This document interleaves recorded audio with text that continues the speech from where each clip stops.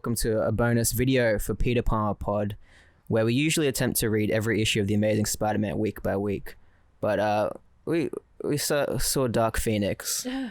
Look, just to preface, I went into this movie not wanting to trash it. No, exactly. No, me because I was like, maybe it has potential. Maybe it's actually better than what people are expecting it to be. Because a lot of people went into it being like, this is going to be bad.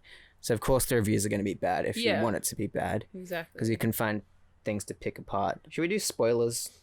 Yeah, just instantly, because there's no way we can talk about it without I feel like if you're watching this, you probably don't care about spoilers. Exactly. And if you do, go see it, I guess, and then come back and watch this. Exactly. My biggest problem with this movie, it starts off kind of interesting where they go into space. I'm like, this isn't bad so far. I know, it's cool. It's That's the only scene where like the characters are working together. They all have things kind of to contribute and to do. And after that point, it gets really boring. Yeah. They fucking did Quicksilver so dirty. One of my favorite characters in this like franchise. They had him like do something for the first like 30 to not even like 10 minutes of the 15 minutes of the movie, and then he got kind of scraped. But even then, like any of the other X-Men who were like in the rest of the movie didn't really have anything to do. Like they contributed nothing to the plot. Like I know, it's like, why have a movie with Nightcrawler, Storm? Oh god. Mac, what do you think of Dark Phoenix? No, Josh. So it's like, why have Nightcrawler in this movie? Why have Storm? Yeah.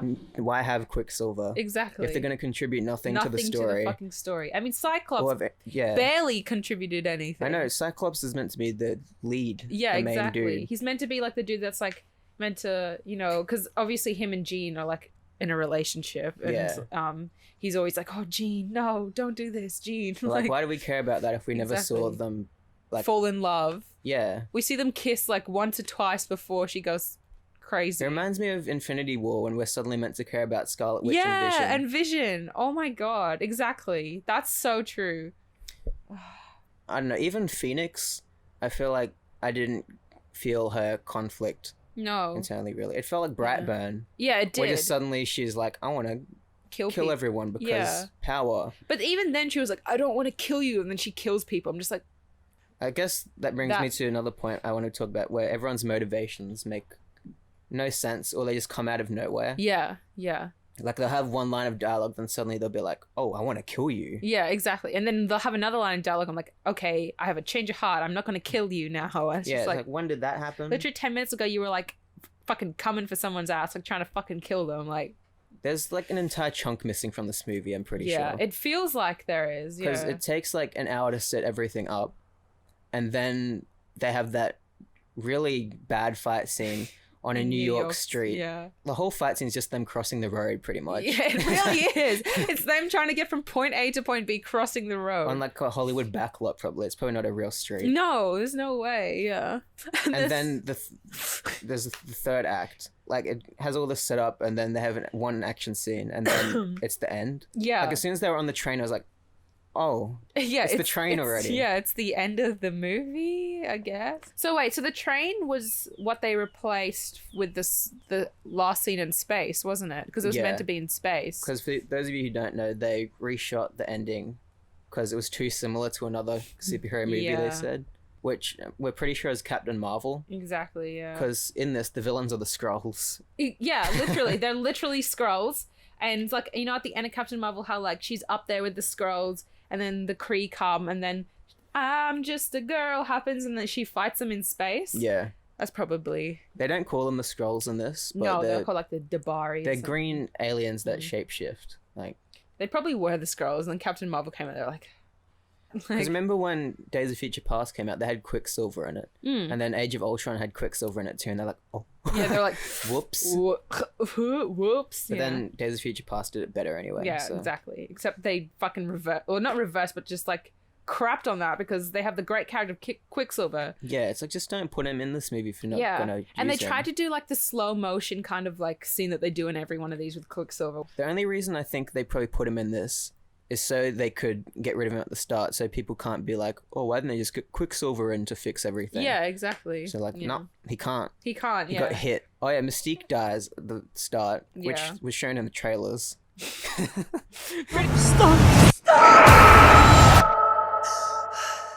Yeah, Yeah, I think it's all of a sudden she's like suddenly is hating on Professor X because why? I don't know. She's like, yeah, everyone is at the start. Yeah, they're like, you're selfish. Like, yeah. Which I thought could be an interesting angle, Yeah. but then it's kind of dropped. Yeah. Because Phoenix Saga starts Exactly. and is bad and boring. Like, why attempt to do the Phoenix Saga again if you're not going to do it improve properly, upon it or do anything more with different or like interesting with it? If you're just going to do, not even make it better, you're just like doing. They have 5 minutes in space at the start and they're like, that will do. Yeah, this is cool, right, kid? It's very clear Jennifer Lawrence just wanted to get out of this. Yeah, and she's like, sorry guys, can you like kill me off so I don't have to like come back? Yeah, exactly. I don't want to be part of this franchise anymore. Yeah, and I think there's so much dawdling around at the start. Yeah. There was so much dawdling around like at the start where I'm like, you could fast track this, have these 3 scenes be one scene. Yeah. One example I can think of is the whole bit where Jean goes to Magneto's island. I forget what it's called. And Magneto's like, whose blood is that? And then she's like, see ya, and flies away. She's like, and then the next scene is just Beast going there and telling Magneto, it was Raven's Raven blood. died. Yeah. And Magneto's like, oh, now I'm angry. It's like, have that be one scene. Exactly. Have that be Phoenix being like, I didn't want to do it. And Magneto's like, you did what? Did what? You killed her? You killed Raven? Yeah. And then he gets mad. Then they have a little bit of a fight. And that motivates her, like, trying to bring down that helicopter. Yeah, exactly. Because when she just did that, I was like, why is she doing that? Yeah, like, she just comes out and she goes, crush helicopter, kill these people. I'm just like, what? Why? And I thought it was hilarious when it cuts to Magneto and he's trying to, like, hold the helicopter and he's like... Yeah, he's like, looks like he's taking a massive shit. And just imagining, like, on set how that looks like. It's like, and action, he's like... Yeah. All right, let's talk about the terrible costumes and makeup in this movie. Did all the costume designers just leave after the last one? I don't know. Maybe they just had a fucking, like, maybe they're just sick of it at this point. It's the laziest thing I've ever seen. I know it's meant to be a homage to, like, the suits they had temporarily in Astonishing X-Men, but it's made out of this really ganky... Weird, stiff material. Yeah. And they, like... It looks fine when they're standing still. Yeah. But then when they move, it all puffs up like a like a windbreaker jacket or something. And it's like... Or like when you're wearing a really stiff leather jacket and it's just like... Yeah. And it gives them no movement and they just look so awkward. And they don't have... Lego characters. Yeah, they don't have like gloves or belts or anything. It's just like a throw-over jacket that has zips up. Yeah, with black pants. Yeah. That's it. Like what happened to the Jim Lee costumes they had at the end of X-Men Apocalypse? Yeah, exactly. It's like... Could they not just, like, keep those and use them in the next movie? Yeah, it's like, I get they want to be a uniformed group, but also the individuals. Yeah. Like, you should be able to look at them and be like, I know who that is. But, even, because they had no personality in this movie, the X-Men. They were just, like... No. Like, there was a part where Nightcrawler tries to save a cop and then he doesn't save him. He's like, don't die. And then he gets he gets really angry. It's like, who is this guy? Why do you care? Like, what the fuck? It's the funniest use of a PG-13 F-bomb I've ever heard. It caught me so off guard because I forget you can say fuck in these movies, but only once. Because it's usually Wolverine that gets to say it and it fits because he's like, fuck off. Bob. But in this, just randomly, this is the scene where they're crossing the road in New York. And Magneto and Beast are going to kill Phoenix. And Cyclops comes in and he's like, if you touch Jean, I'll fucking kill you. Oh my god, it's so cringy. It took me so off guard where I was like, oh. So not intimidating either. It's just like the cringiest thing. Like, oh god. Talking about cringy things, at the beginning when Raven's still alive, she like says to James McAvoy, Professor X. Oh yeah. You know what? The women are always saving the men around here. Maybe it shouldn't be the X-Men. Maybe it should be the X-women. And you could feel everyone in the audience just... everyone just went... Like, they just scoffed or just went... I feel like that probably wasn't in the script either. I think that was Jennifer Lawrence being like, fuck this franchise. Yeah, exactly. She's just like, I've had enough of this. Hans Zimmer did the score. Yeah. And it didn't really fit. No, it didn't. It was weird. It feels like an afterthought. It does. And it's so, like, when you watch the opening, like, scenes before the opening title and of young Jean being introduced. CGI James McAvoy. Even though he looks the same as he did 4 years ago in Days of Future Past. Literally. So it's like... About the music? Oh, yeah. During that part where he's, like, introducing her to, like, Xavier's School for Gifted Children, The music during the score sounded like a literal, like, you know, when you go to Kickstarter, it's like a trailer for a new Kickstarter like campaign. It sounded like Kickstarter music, and I was just sitting there like, the score. Is anyone else hearing this? What the fuck? Like, yeah, and there's moments where it's too much, where like they'll just be sitting around, it's like, but then there's some bits where it almost tricks you into thinking you're watching a decent movie. Yeah. Oh yeah, speaking of James McAvoy looking weird, this doesn't matter, but he had a straight eyebrow hair. In the whole movie? Yeah. And I noticed it in the last one as well. So I think he just has a straight eyebrow hair where it's like sticking out so far. Yeah. I noticed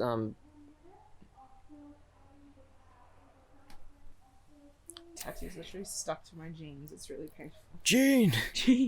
Oh yeah. They didn't say it as much as I thought they would. No. I was gonna keep count, but they only say it like 3 times. There's a really funny bit during the crossing the road in New York. Oh yeah. Where James McAvoy says to Sophie Turner, "You can do anything if you put your mind to it." And she says, "Okay, show me. Walk to me then."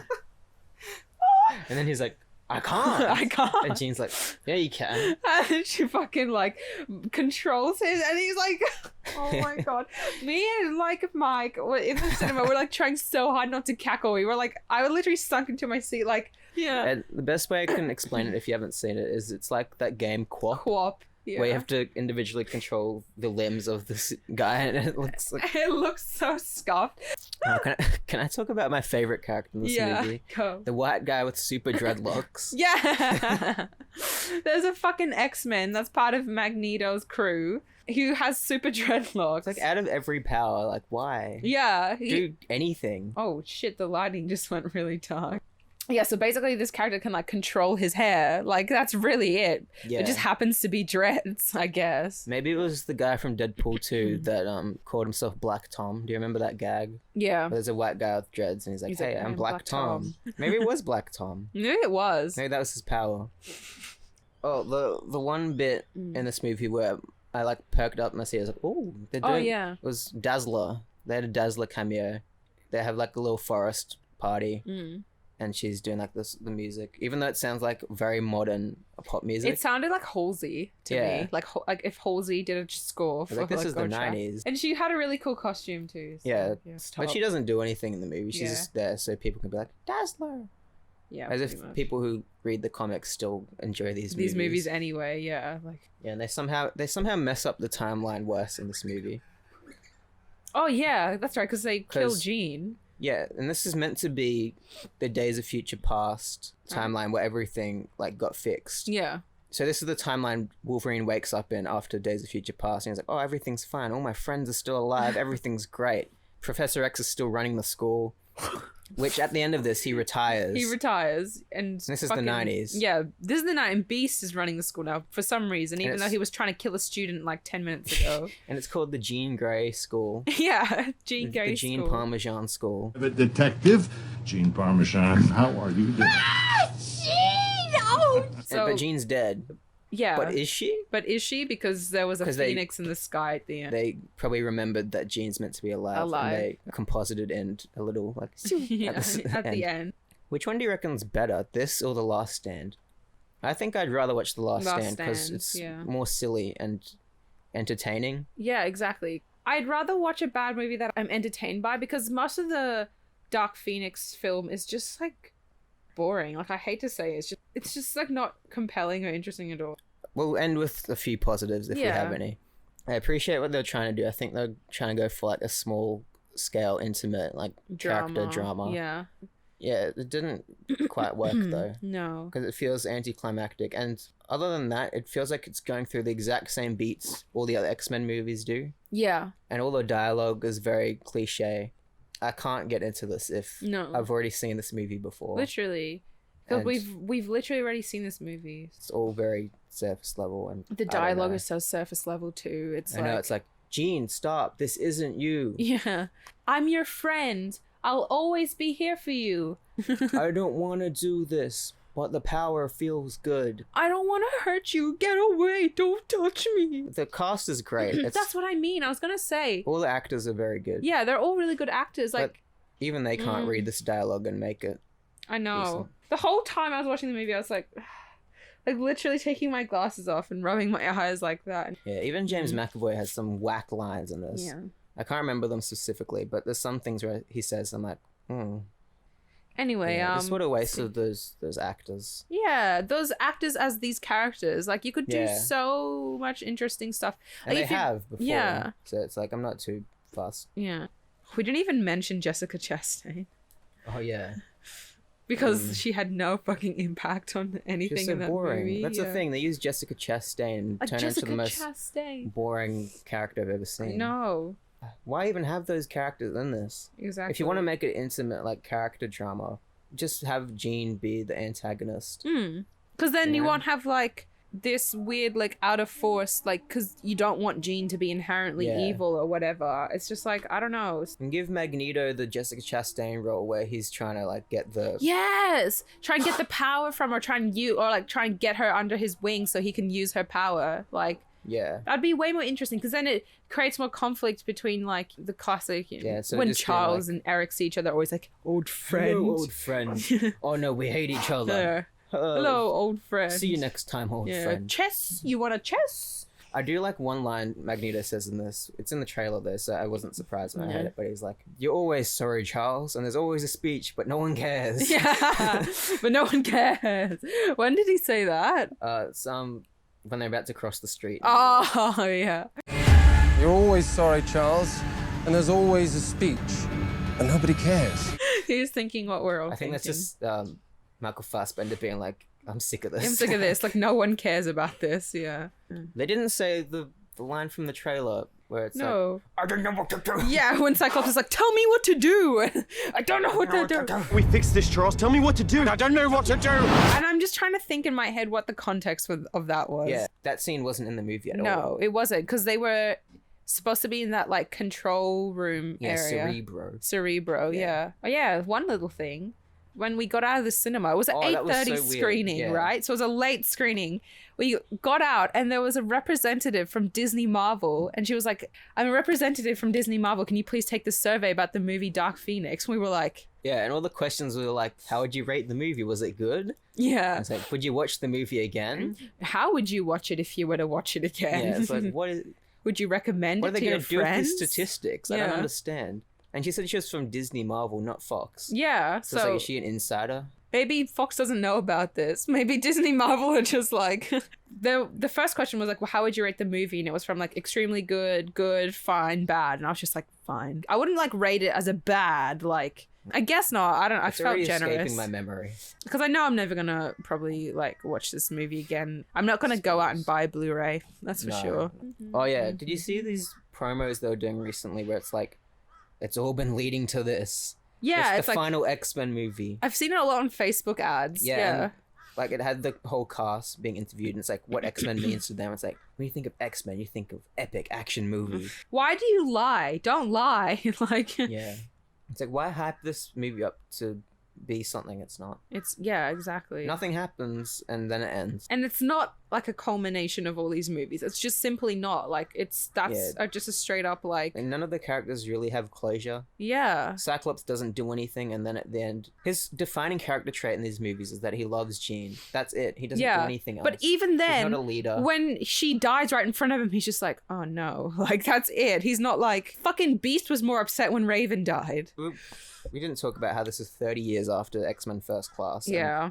They're all like this, like only 10 years older. Yeah, not even. Like, yeah. Like Nicholas's Holt character, Beast, doesn't look like he aged at all. Like, I'm just like, okay. Like, I don't care too much because like the comics do that all the time. Yeah. Where like, let's skip ahead to 90s and they're still all the same age. Yeah. But whatever, who cares? If you want to follow us... you can at peterpalmerpod and Gmail. No, you can't follow us on Gmail. Follow us on Twitter, Instagram, Facebook. At you can email us peterpalmerpod. At peterpalmer. Oh my god, I screwed You can that up. email us, peterpalmerpod@gmail.com.